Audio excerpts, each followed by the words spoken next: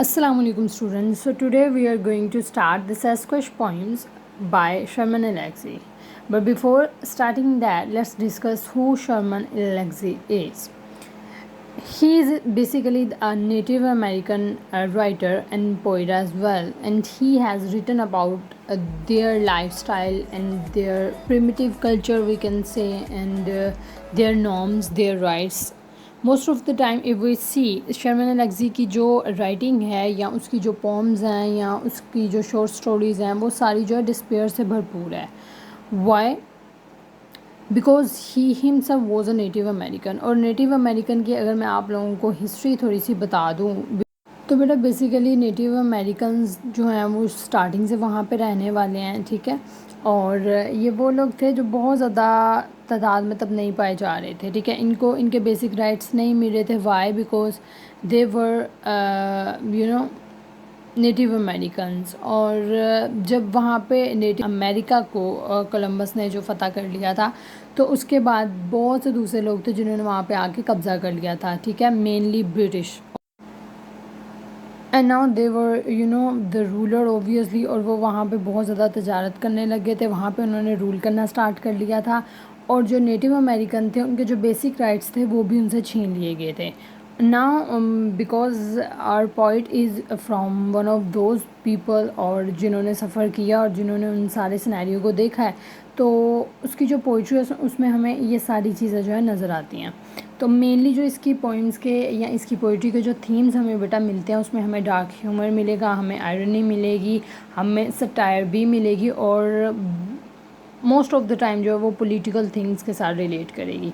Any how let's come to the point and do start our poem that is Sasquatch poems. So what Sasquatch is? A hairy man-like creature reported to exist in the northwestern US and western Canada and said to be a primate between 6 and 15 tall, also called Bigfoot. Webster's 9th New Collegiate Dictionary. इसके अलावा जी कहा जाता है कि ये एक आप लोग कह दो कि खौफनाक एक ह्यूमन लाइक क्रीचर होता है जो कि जिसके बारे में अब जो है मेनली ये पोइम लिखी गई है. और इसे बिगफुट भी कहा जाता है. बिगफुट क्यों कहा जाता है? क्योंकि ये टर्म जो है ये इस चीज़ के लिए भी यूज़ की जाती है जब बहुत से फॉरेस्ट में कोई चीज़ खो जाती है या उन्होंने जब डिटेक्ट करना होता है डिफरेंट तरह की क्रीचर्स को, तो वहाँ पे हमें ये बिगफुट टाइप जो है वो मिलते हैं. सराउंडिंग में बहुत से इस तरह के निशानात पाए जाते हैं, तो अब उसकी इन्वेस्टिगेशन के लिए जो है ये भी टर्म यूज़ की जाती है. Anyhow let's see how Sherman Alexie has use that term and Y.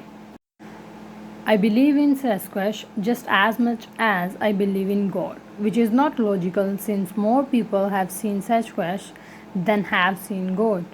अब देखिए इस फर्स्ट स्टैंजा में ही कितनी ज़्यादा इलॉजिकल बात की गई है. Okay, although he has himself said कि जो है ये लॉजिकल बात नहीं है. उसने कहा मैं सैस्क्वैच में इतना ही बिलीव रखता हूँ जितना लोग गॉड में बिलीव रखते हैं, ठीक है. और ये बात लॉजिकल भी नहीं है because he is again from those people जो कि बिट्रे हैं और उन्हें नहीं पता है कि what they are doing. Anyhow in second stanza he is saying we hire priests and politicians who promise us there are no more mysteries, only doors that can be opened easily. ठीक है.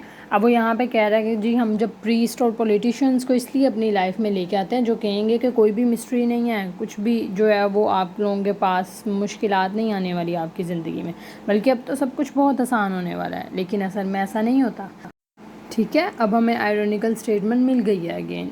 In third stanza he says mystery is a series of large footprints leading us from the edge of the forest to the center of the desert. How beautiful he has described this line or the phase of life in which he himself has found himself in one way or other. तो वो यहाँ पे कह रहा है जी जो mystery होती है वो एक सीडी होती है, एक सीरीज़ होती है जिसमें लार्ज फुटप्रिंट्स होते हैं, जिसमें मिस्ट्रीज़ होती हैं, जिसमें खौफनाक जो है वो मनाजिर होते हैं हमारी ज़िंदगी में, जो कि हमें एक एज से उठाकर कहाँ ले जाती है, एक सेंटर में ले जाती है. ये कहने से यही मुराद है कि हमारी लाइफ में जो है वो कहा तो यही जाता कि अब कुछ भी मुश्किल नहीं होने वाला. सब यही कहते हैं ना, सारे पॉलिटिशियंस भी इसी चीज़ का दावा करते हैं आप हमें वोट डालें ये हो जाएगा वो हो जाएगा. तो वो अपनी ही सिचुएशन को यहाँ पे जो है वो नेटिव अमेरिकन के हवाले से बता रहा है कि जो लाइफ है वो ऐसी नहीं होती जैसी दिखाई जाती हैं, जैसा कहा जाता है। मुश्किलें जो हैं वो एक से एक बढ़कर आती जाती हैं और ये एक सीरीज़ में होती हैं। At the centre an Anasazi port. In Hopi, Anasazi means ancient alien one. After 1200 AD, the Anasazi vanished, leaving behind only the slightest traces of their sudden departure was there. ठीक है, तो अब उसने बता दिया कि जी अनासाजी का जो है उसने क्यों यूज़ किया है, वो एंशियंट जो था एलियन था, ठीक है, जिसके बारे में बात की जाती है, और वो गायब हो गया था उसके बाद। तो it is same like the phases of our life. और आप देख सकते हो कि इसकी जो पोइट्री है वो कितनी ambiguous at the same time, so much full of riddles है, और वो वाली टर्मिनोलॉजी यूज़ की गई है जो जिसके लिए we have to search for In the year I was born, a Sasquatch chased Anne from Benjamin Lake to Turtle Lake. Anne was on horseback and still barely escaped, and refuses to speak of this even now and will only smile. What does it means? अब वो यहाँ पे बता रहा है fourth stanza में कि जिस साल में मैं पैदा हुआ था, एक सैस्क्वैच थी जिसने मुझे जो है मेरा पीछा किया था बेंजामिन लेक से लेकर टर्टल लेक तक, ठीक है। अब एन का यहाँ पे जो नेम यूज़ किया गया है वो बिल्कुल साइलेंट रखा गया है। Why? Because of some kind of mystery again, ठीक है। जो खुद वो कर रहा है चीज़ें वो बता रहा है आयरोनिकल वे में। यहाँ पे हमें बिल्कुल समझ आ जाता है probably he is talking about a girl and refuses to speak of this even now and will only smile, ठीक है। यहाँ से हमें पता चलता है कि refuses to speak might be possible because they are no more together now, and that is why and don't want to talk about it anymore. Anyhow, in the fifth stanzas he says, because we are human, we assign human emotions to Sasquatch. When he chased Anne from lake to lake, we assume Sasquatch was angry. अब यहाँ पे वो किस चीज़ को define कर रहा है कि क्योंकि हम इंसान हैं और हमारे अंदर जो इमोशंस हैं वो हमें ले जाते हैं सैस्क्वैच तक, ठीक है। हमें the beauty and the beast like thing कि कहीं ना कहीं अगर एक इंसान होता है तो उसके अंदर एक सैस्क्वैच भी छुपा हुआ होता है। Now he says, how would our hearts change if we discovered Sasquatch was running just for the sake of the run, the burn in the leg muscles and lungs? Again हमें इसकी पोइट्री में अब ये paragraph पढ़ते हुए बहुत सी ऐसी चीज़ें देखने को मिलती हैं जो कि प्रोबेबली इलॉजिकल हैं, जो कि बहुत ज़्यादा एम्बिगुअस हैं और at the same time irrational भी हैं, ठीक है। और now this kind of writing, और ये फ्री जो है फॉर्म में लिख रहा है अपनी पोइट्री को, तो ये इसकी मेंटल स्टेट को भी जाहिर करती है that what kind of tribalities the poet has been in, और वो किस किस तरह की जो है वो ट्रॉमेटिक सिचुएशन से गुजरा है अपनी लाइफ में और कौन सी फेजेस को हमारे सामने डिस्क्राइब कर रहा है, ठीक है। बेसिकली इसने कहा सैस्क्वैच जो है वो सिर्फ चेस करने के लिए आता है, हम जो उससे जो डरते हैं might be possible he is just laying inside us. Now let's see the next stanza. We tell these Sasquatch stories because we are spoken Indian. We are spoken because our grandparents were spoken. Our grandparents told Sasquatch stories. ठीक है। अब again वो अपने native American culture को यहाँ पे बता रहा है कि क्यों हमें ये सारी स्टोरीज सुनाई गई थी, और यही स्टोरीज़ हमारे ग्रैंड पेरेंट्स को भी सुनाई गई थी। माइट भी पॉसिबल ये सारी वो बातें, ये सारे वो दिलासे हैं बेसिकली जो वो आपको बता रहे इस पोइम के थ्रू कि हमें कहा गया था सब कुछ ठीक हो जाएगा, इन द एंड कुछ भी ठीक नहीं होता। लाइफ जो है फुल ऑफ मिस्ट्रीज़, और वो मिस्ट्रीज़ कभी भी हल नहीं होती। नेक्स्ट वो कह रहा है कि ये जो सैस्क्वैच स्टोरीज़ थी या पोम्स थी वो उनको बताई गई थी, told by their grand parents, in this way we come to worship. और ऐसे ये चीज़ें आगे आगे चलती जाती हैं और इबादत बन जाती हैं। अब इबादत ये मत समझो आप लोग यहाँ पे कि वो ही जस्ट स्टार्ट वर्शिपिंग दिस सैस्क्वैच। ये आयरोनिकल वे में अगेन कहा गया है कि कुछ चीज़ें होती हैं हमारी लाइफ में जिनको हम इतना ज़्यादा, जैसे हमारे कुछ फोकलोर्स हैं, हमारी कुछ ऐसी कस्टम्स होती हैं जिनको हम बहुत अकीदत से करने लगते हैं, जानने लगते हैं, सोचने लगते हैं और यकीन रखने लगते हैं, तो वो कहीं ना कहीं इबादत का एक जो है वो कह लो टर्न ले लेती है। Anyhow next is, by now the hunters have come to understand the thing because they have what Indians have always understood. Headline in the tabloids, Bigfoot baby found.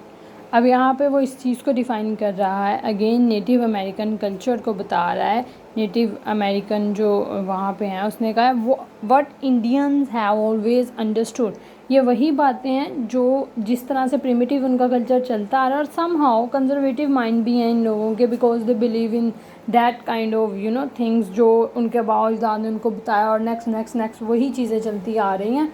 And also then the second phase ये थी, पहली चीज़ ये थी कि वो primitive culture से belong करते थे। सेकेंड थिंग ये थी कि वो जो थे उनको उनके अपने नॉर्म्स नहीं दिए जा रहे थे इस सोसाइटी में।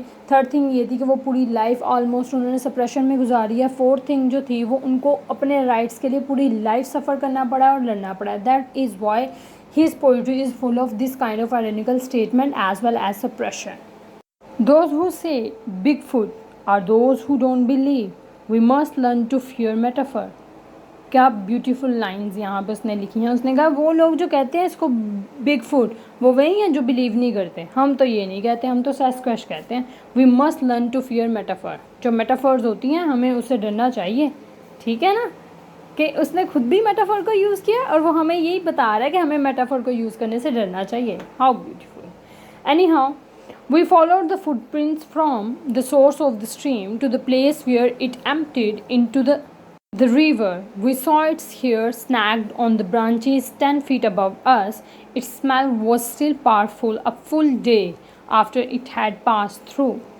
ठीक है, अब यहाँ पे अगेन वो जो है डिफ़ाइन कर रहा है सैस्क्वैश की सिचुएशन को कि हम लोगों ने देखा था उसको। अब हम लोगों ने कहाँ देखा था? सोर्स ऑफ स्ट्रीम पे देखा था, टू द प्लेस, उस जगह पे जहाँ पे वो खाली हुआ था, रिवर के पास। हमने देखा था कि उसके जो हेयर्स थे बहुत अगली थे, ठीक है। The smell, rotten eggs, sulphur, burnt hair, blood, sawdust, pine sap, pat peas, standing water, split granite and sunlight. All these things are probably you can say the feature traits of Sasquatch. तो वो ये सारी चीज़ें बता रहा है, वो वहाँ पे मौजूद हैं। अब अगर हम बिहाइंड द सीन इस पोम के थीम को देखते हैं तो might be possible he is explaining about the overall scenario in which he has lived before और मे बी राइट नाउ, ठीक है। वो कह रहा है even now we like to think science replace religion when in fact religion became science. अब यहाँ पे वो अपने लिहाज से बताने की कोशिश कर रहा है कि हम भी जो हैं वो जब हम इसके बारे में सोचते हैं तो हम क्या करते हैं कि हम इसको रिप्लेस कर देते हैं अपने रिलीजन के साथ, because he has make it similar to the worshipping of God. कि एक टाइम आता है जब शायद रिलीजन भी जो है वो साइंस बन जाता है। Again students, I want to tell you one thing, that literature is full of illogical kind of statements and absurdity regarding religion. तो as Muslims we must do have a firm kind of faith, ठीक है। ये बहुत ज़्यादा dry है और बहुत जगहों पे बहुत ऐसी जो है अथीस्ट टाइप जो है हमें स्टेटमेंट्स पढ़ने को देखने को मिलती हैं। तो ये just because of their believe कि वो लोग कैसे हैं, वो कैसा सोचते हैं, कैसा रहते हैं, ये उनके साथ है, दैट इज़ वाई। एंड और हमारे यहाँ तो हमारे पास तो ये गुंजाइश ही नहीं है ना, that we can not question God, और आपको कभी करना भी नहीं चाहिए, ठीक है। So you can take it as an advice, और बस कभी भी जो है वो खुद को बिट्रे नहीं होने देना है इन सब चीज़ों से। डू इन्जॉय द लिटरेचर, और इसको अच्छे से पढ़ो, इसको इंटरप्रेट करो, इसके थीम्स को इंटरप्रेट करो, लेकिन जब बात रिलीजन की आ जाती है नेवर एवर क्वेश्चन गॉड। वो डिफाइन करा, when I saw that what happen I ran into the house on fire and saved my father and mother. I ran into the house on fire and saved my sister and brother. I ran into the house on fire and saved my vision of God. I ran into the house on fire and I ran into the house on fire and saved my Adam and Eve. I ran into the house on fire and saved my porcupine quill. I ran into the house on fire and saved my cup of ice water. यहाँ पे बार बार वो क्यों इन सब चीज़ों को बता रहा है, वो ये डिफाइन कर रहा है that all the time and again in their life, in native American life, हर चीज़ को उन्हें बचा के रखना पड़ता है। उन्हें अपनी वर्शिप्स को, उन्हें अपनी हर चीज़ को खुद से बचाना पड़ता है, उन्हें लड़ना पड़ता है उस चीज़ के लिए, उन्हें भाग दौड़ करनी पड़ती है, उन्हें हर टाइम जो एक सप्रेशन में लाइफ गुजारनी पड़ती है। I ran into the house on fire and save my book about Sasquatch. अब वो बता रहा है next why after D.B. Cooper hijacked the commercial jet and parachuted 30,000 feet into the cassettes, what happened then? He and his newly acquired money disappeared. We can only assume that he lived because his death would kill the mystery. ठीक है? Our only certainty, DB Cooper is not Sasquatch. कितनी खूबसूरत बात की है. उसने कहा हम सिर्फ अज्यूम कर सकते हैं कि वो जिया था. क्यों? क्योंकि जो उसकी मौत है वो उस मिस्ट्री को मार देती. किस मिस्ट्री को? इसी मिस्ट्री को जो अब तक बनी है उसकी वजह से. ठीक है, उसने कहा था वो एक सैस्क्वैच नहीं था. ठीक है, बिकॉज सैस्क्वैच इट्सेल्फ जो है वो एक मिस्ट्री है और मिस्ट्रीज को तो कह रहे हैं ख़त्म करना है. मिस्ट्री तो कोई होगी नहीं. Who walked across the detail in the film shoot by the Roger Patterson on the Hupa Indian Reservation in Northern California. We have all seen her.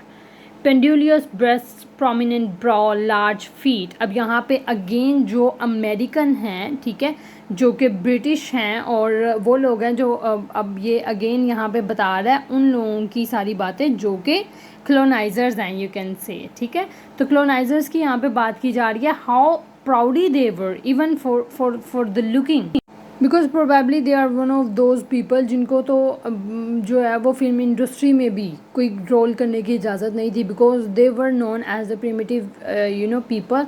और बाकी जो लोग हैं वो जो जितने भी वहाँ पे आए थे जो फ्रांस से रहने वाले थे या जो है वो डिफरेंट जो कंट्री से आके वहाँ पे जिन्होंने अमेरिका को जो है वो कह लो अब अपने अंडर ले लिया था and they start working over here. उसके बाद उन्होंने साउथ अमेरिका नॉर्थ अमेरिका बना.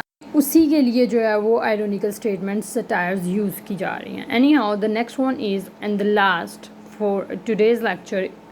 The scientists don't want Sasquatch to exist because her existence would destroy their god. समझ आई है बात की? How much ironical stanza this word is. उसने कहा जो साइंसदान जितने भी हैं वो चाहते ही नहीं कि Sasquatch जो है वो एग्जिस्ट करें, क्योंकि अगर वो एग्जिस्ट करने लग जाएंगे तो वो डिस्ट्रॉय कर देंगे अपने गॉड को. Because they are beast like creature. और ये वही बात है कि जो साइंटिस्ट यहाँ पे कौन है, ये वो लोग हैं जो रूल कर रहे हैं नेटिव अमेरिकन पे. और वो कभी नहीं चाहते सैस्क्वैच एग्जिस्ट करें. वो नहीं चाहते कि नेटिव अमेरिकन वहाँ पे एग्जिस्ट करें. बिकॉज अगर वो एग्जिस्ट करेंगे तो उनकी जितनी भी एरिस्टोक्रेसी है, उनकी जितनी भी वहाँ पे जो है वो पावर में उनकी गवर्नमेंट है, that might destroy bye there existence. समझ आइए बात की? तो वो यहाँ पे गॉड जो है वो उन लोगों को कह रहे हैं, the people who are ruling over them. I hope it's So that was all beta for today's lecture. I hope it's clear to you. So far, inshallah, we'll discuss further about this. Till then, take care and Allah Hafiz.